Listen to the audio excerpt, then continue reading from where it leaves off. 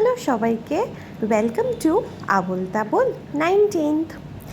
দার্জিলিং যেটার জন্য ফেমাস সেটা হচ্ছে পাহাড় এবং চা পাতা। তো দার্জিলিংয়ে যাব এবং চা পাতা কিনবো না, এটা আবার হয় নাকি? তাই জন্য দিদাকে নিয়ে চলে গেলাম একটা দোকানে যেখান থেকে আমি সবসময় চা পাতা কিনি। আর দোকানটার যা ভ্যারাইটিস আছে না, মানে চায়ের যা ভ্যারাইটিস, সব রকম ফ্লেভার, দাম এবং সব রকম যা যা আছে, প্রিমিয়াম কোয়ালিটি, এমনি সাধারণ, সব রকম তুমি পেয়ে যাবে। তো আমি, দিদা এবং আমার ছেলে, আমরা তিনজনেই চলে গেলাম। আর আমরা ওয়েট করছিলাম, কারণ কি ওরা প্রথমে চাটাকে টেস্ট করায়। তো ওয়েট করতে করতে একটুখানি মজা করে নিচ্ছিলাম এবং আমার ছেলে হঠাৎ করে আমার সানগ্লাসটা পরে একটু ছবি টবি বললো একটু তোলো। তারপর আমি বললাম এই সানগ্লাসটা করে একটা সুন্দর সানগ্লাস পর, এটা দিদার সানগ্লাস, ও চোখটা বন্ধ করে পাওয়ার ছিল। তো ওই চা পাতার যে দোকানটা ছিল তার বাইরেই একটা ক্যাফে ছিল। আর আমি বাইরে বেরিয়ে এই যেটা ভিউ, লাভলি, বিশ্বাস করো, রোদ্দুর, মেঘ, পাহাড়, উফ, মনটা পুরো ছুঁয়ে গেল গো, মনটা পুরো ছুঁয়ে গেল। গিয়ে দেখি দিদাকে এক গাদা চা দিয়েছে টেস্ট করার জন্য।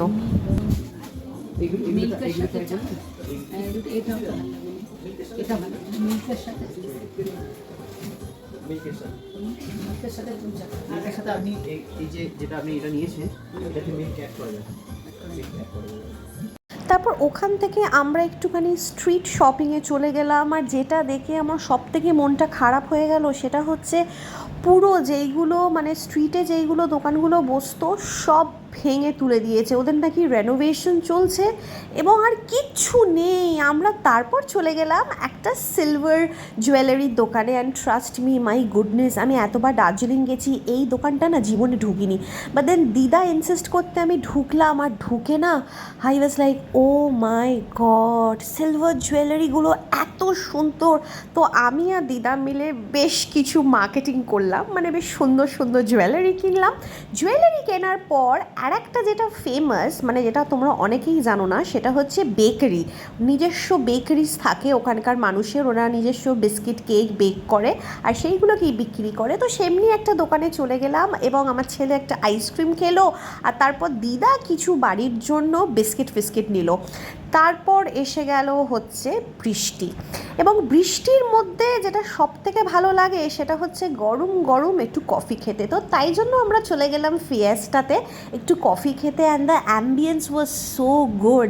আমার এটা একমাত্র সুন্দর লাগে, কারণ কি বাইরেটাও দেখা যায় আর ভেতরেও সুন্দর করে একটা অ্যাম্বিয়েন্স থাকে। এইটা দেখতে দেখতে বৃষ্টি আরম্ভ হয়ে গেল, আর বৃষ্টির সাথে সাথে ওদের লাইভ মিউজিকও আরম্ভ হয়ে গেল।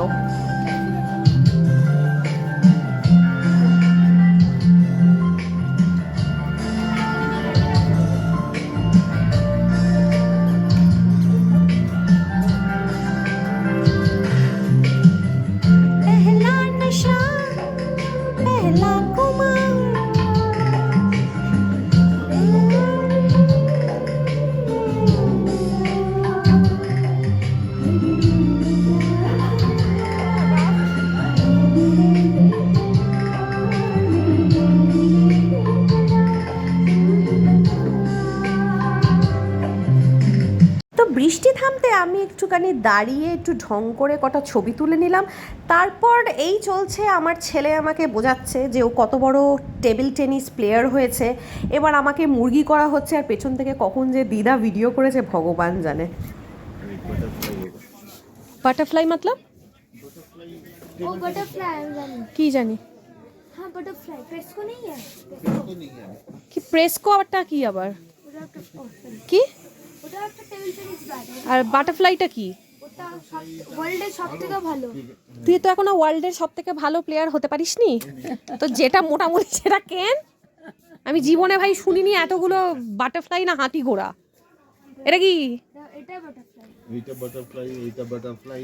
এখন যেটা নিলে এটা কোনটা দরকার? ও যেটা ইচ্ছা ভালো লাগে, হ্যাঁ, ও যেটা ইচ্ছা। সব রকম আছে। তুই খেলতে পারিস আদেও? আমি দিতে পারি। হ্যাঁ, খেলে একজনকে হারিয়েছিস? হ্যাঁ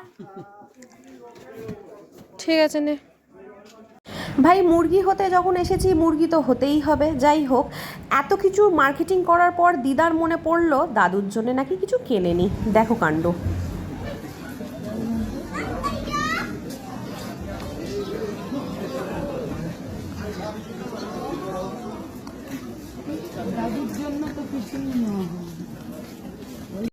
রুমে ফিরে এসে একটু রিল্যাক্স করছিলাম, আর আমার ছেলে আমি জানি না ভাই মোবাইল টোবাইল ছেড়ে সারাক্ষণ খেলা দেখে যায়, সারাক্ষণ কী যে বোঝে। যাই হোক বাবা, দেখুক গে।